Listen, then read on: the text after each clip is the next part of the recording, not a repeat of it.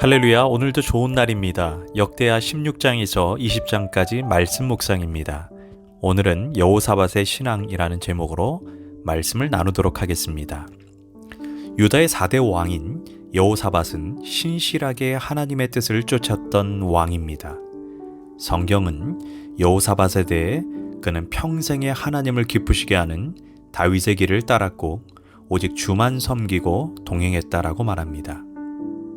그는 하나님 앞에 두 가지 중요한 일을 했습니다. 첫 번째는 왕이 되자마자 우상의 본거지인 산당과 아세라 목상을 전부 파괴했다라고 말합니다. 그 당시 산당을 파괴한다는 것은 결코 쉽지 않은 결정입니다. 산당은 지역사회에서 사법, 행정, 정치, 종교의 중심지였습니다. 더구나 이스라엘은 종교국가이기에 온 국민이 11조를 드리면 지방 산당에서 거두는 수입이 만만치 않았습니다. 그래서 지방 호족들은 자기의 권력과 이득을 지켜주는 자를 왕으로 삼았습니다. 그러나 문제는 산당에서 하나님을 섬긴다고 하면서 버젓하게 바알과 아세라 숭배가 이루어졌습니다. 이에 과감하게 여호사밧은 모든 반대에도 불구하고 산당을 파괴했습니다. 그래서 통치 초기에 여호사밧은 많은 반대와 어려움을 직면했습니다. 그러나 그는 오늘 있다 사라질 안개 같은 인간, 정오에 잠시 뜨는 그림자 같은 인간, 육신을 죽일 수 있으나 영혼을 죽이지 못하는 사람을 두려워하기보다 영원하신 하나님만 두려워하는 것이 진정한 살 길임을 그는 알았습니다. 두 번째, 그는 유다 백성이 사는 길은 오직 하나님의 말씀으로 무장하는 길이라고 생각했습니다. 그는 단지 표면적으로 산당을 파괴하고 바알과 아세라상을 찍어낸다 해서 유다의 백성들이 변화될 것이라고 생각하지 않았습니다. 그는 참된 변화는 오직 하나님의 말씀을 깨닫는 데 있다는 것을 알았습니다.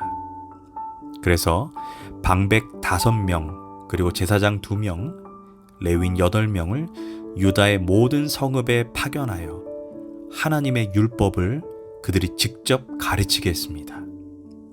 심지어 왕인 여호사밧이 직접 유다 마을을 가가호 방문해서 남유다가 사는 길은 오직 하나님 야훼께 돌아오는 길이라고 외쳤습니다. 아마 유다 왕들 중에서 직접 고을들을 돌아다니면서 백성들에게 하나님의 말씀을 가르치고 격려한 왕은 여호사밧밖에 없을 것입니다. 여호사밧은 오직 유다의 살 길은 국방을 튼튼히 하고 경제를 회복시키고 열강들 사이에 외교를 잘하는 데 있는 것이 아니라 먼저 하나님과 올바른 수직 관계를 회복하는 데 있다는 것을 알았습니다. 그러자 하나님은 왕과 이스라엘 백성들에게 두 가지 축복을 주셨다고 말합니다. 첫 번째가 물질의 축복입니다. 역대하 17장 5절에서 그러므로 하나님께서 나라를 그의 손에 견고하게 하심에 유다 무리가 여호사밧에게 예물을 드렸으므로 그가 부귀와 영광을 크게 떨쳤더라 라고 말합니다. 먼저 하나님과 올바른 관계가 세워지자 하나님께서 남유다 백성들에게 엄청난 부를 허락하셨다라는 것입니다. 이 원리를 백성들이 깨닫고 여호사밧 왕에게 감사하여 자진해서 왕에게 예물을 바쳤다라고 말합니다. 그러므로 여호사밧의 부귀와 영광은 극에 달았다라고 성경은 말합니다. 두 번째 축복은 하나님의 보호하심의 축복입니다. 역대하 17장 10절에서 하나님께서 유다 사방의 모든 나라에 두려움을 주사 여호사밧과 싸우지 못하게 하심에 블레셋 사람들 중에는 여호사밧에게 예물을 드리며 은으로 조공을 바쳤고 아라비아 사람들도 짐승떼 곧 숫양 7,700마리와 숫염소 7,700마리를 드렸더라. 이 말은 감히 유다를 공격하는 나라가 없었다는 것입니다. 여호사밧과 유다의 백성들이 전심으로 하나님을 찾고 하나님과 올바른 수직 관계가 세워지자 주변국들이 유다를 두려워하게 된 것입니다. 그래서 자기들 스스로 유다는 지금 무엇인가 굉장한 힘을 가졌어. 괜히 저런 나를 건드렸다가 뼈도 못 추릴 테니까 건들지 말자라고 그들이 그렇게 말했던 것입니다. 즉 하나님과 올바른 수직관계가 형성되었더니 그 주위에 호전적인 국가들이 있었음에도 불구하고 감히 그들이 남유다를 건드리지 못했습니다. 전쟁에 나도 몇 번은 나야 하는데 전쟁이 일어나지 않았다는 것입니다. 이는 하나님의 보이지 않는 손이 유다를 지켜주셨기 때문입니다. 더 놀라운 것은 그동안 유다를 괴롭혔던 가시 같은 존재들이 스스로 굴복했습니다. 블레셋 사람들은 두고두고 이스라엘 백성들의 가시였습니다.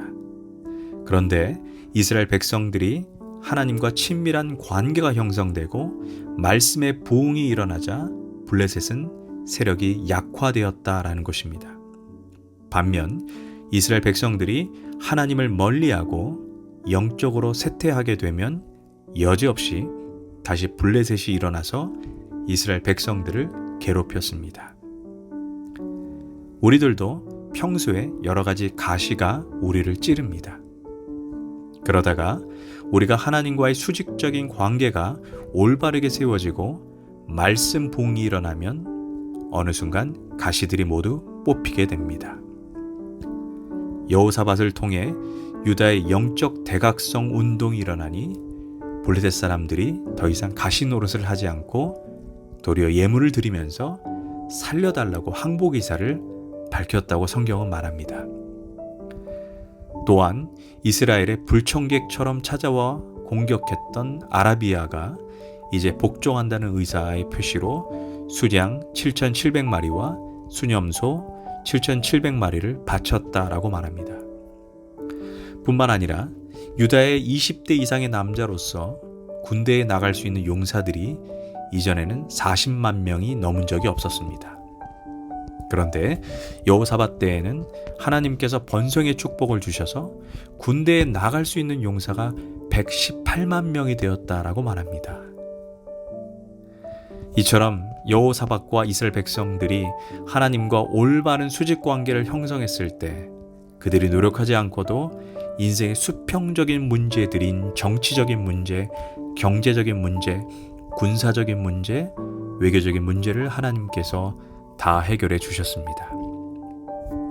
반대로 생각하면 우리 인생의 수평적인 문제들, 물질의 문제, 사업의 문제, 자녀들의 문제, 건강의 문제가 찾아왔다면 어쩌면 수직적인 하나님과의 관계가 무너졌기 때문이라는 것입니다. 인생에 끊임없이 가시가 돋아나고 내 인생을 괴롭히는 대적자들이 일어난다면 우리는 여호와께 돌아가야 합니다. 호세아는 우리에게 도전합니다. 오라, 우리가 야훼께로 돌아가자. 야훼께서 우리를 찢으셨으나 도로 낫게 하실 것이요 우리를 치셨으나 싸매어 주실 것이라. 우리는 여호사밧의 신앙을 통해 하나님 제일주의로 사는 길이 인생의 지속적인 형통을 누리는 길임을 잊지 말아야 합니다. 기도하겠습니다. 하나님, 올바른 수직 관계가 인생의 수평적인 문제를 해결하는 열쇠임을 깨닫게 되었습니다. 주님과 허물어진 관계가 회복되게 하소서. 예수님의 이름으로 기도합니다. 아멘.